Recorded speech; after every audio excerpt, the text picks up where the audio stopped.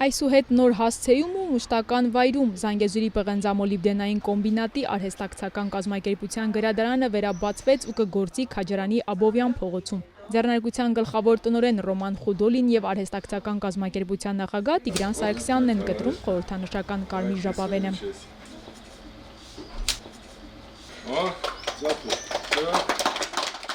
66 տարվա պատմություն ունեցող գրադարանի վերաբացմանը ներկա են ձեռնարկության ղեկավարությունը, հին ու նոր աշխատակիցներն ու հավատարիմ ընթերցողները։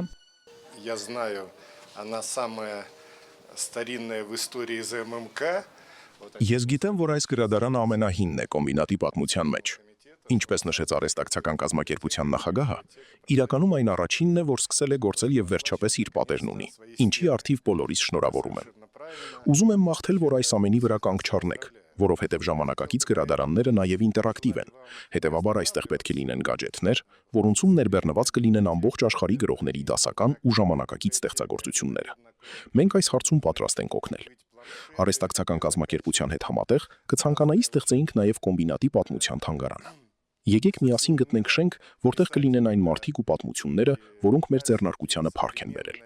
Նրանց պետք է հիշել։ Եթե մենք անցյալը չհիշենք, ապա չենք ունենա ապագա։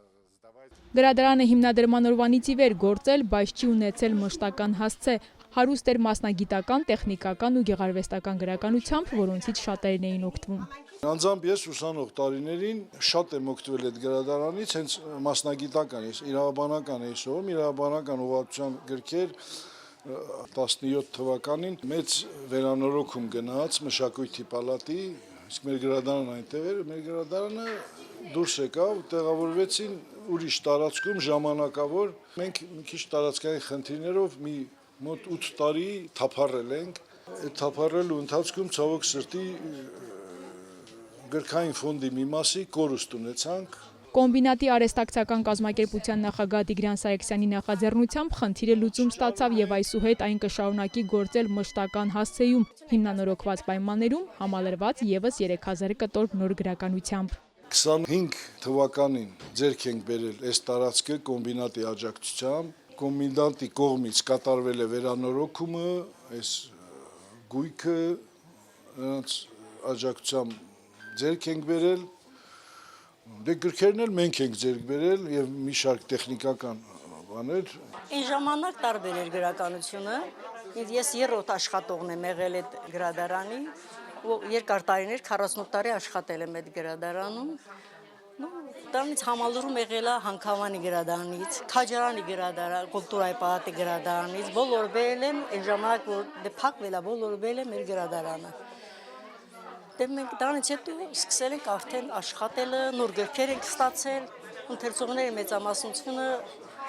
կապված է գեղարվեստական գրականության հետ, ու հետո մենք առանձին տեխնիկական գրադարան ունեինք։ Մոտավորապես ունենք 400-ի մոտ ընթերցող, այս պահին ակտիվ ընթերցողների քանակը 200-ի մոտ է, կապը պահում ենք դպրոցների հետ, համագործակցում ենք դպրոցների հետ, մանկապարտեզների հետ,